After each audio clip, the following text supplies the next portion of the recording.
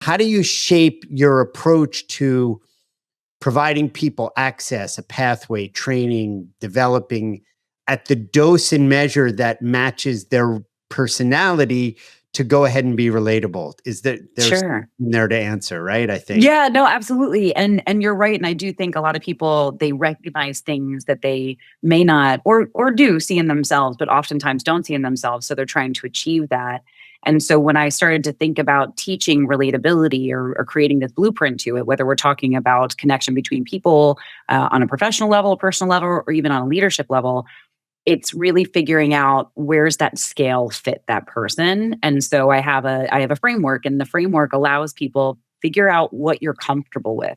And I always think about oh my gosh, what was that? I'm going to date myself. That Billy Crystal movie where we talked about baby steps. It was The Shrink. He was the Yeah. therapist, but they talk Yeah. about Yeah. baby steps. And it's this old movie, but I've always kept baby steps in my head. It's like, take those baby steps. And so no matter where you are on that scale, you can find pieces of it that feel a little bit more comfortable to you. And whether it's pieces of being a little bit more authentic or pieces of, focusing on curiosity or communication and really being intentional about that, you can kind of choose your own adventure. It doesn't feel like you have to go 0 to 60, which I Right. think is the challenge for so many people Right. who, social anxiety is huge.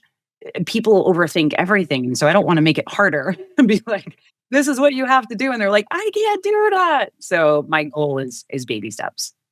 Walk us through maybe at a high level or to the Sure. level that works for you, the structure or that framework. Yeah, so it's connect, communicate, inspire, and I make this joke, especially in my keynotes. I actually have an AI singing version of. I call it Kakai, because I joke around every. Gesundheit. Yeah, exactly. It's like it's definitely a sneeze. But I make fun of myself because all of these leaders, they have this thought leadership that they've packaged into these really cool acronyms, and I have Right. none of that. But it's Kakai, and so it's connection. It's figuring out how can I be more authentic? How can I show up? How can I build trust? How can I connect in that foundational level? And then the communication is really kind of what we just talked about is how can I be more present? How can I show up in a way that people feel like they're important and that they feel seen and heard? And then the I is inspire. And at that point, I'm like, I swear I'm not turning you into a motivational speaker.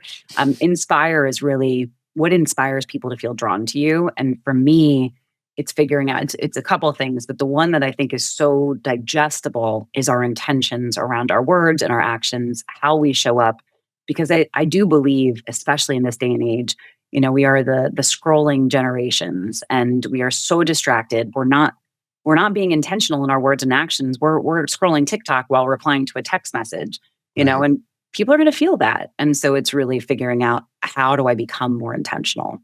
So that's the high That level. right. That's high level, and I love the simplicity of it. But behind all simplicity is often there's a lot of thought, a lot of strategy, and it's not as easy as the simplicity of it might appear.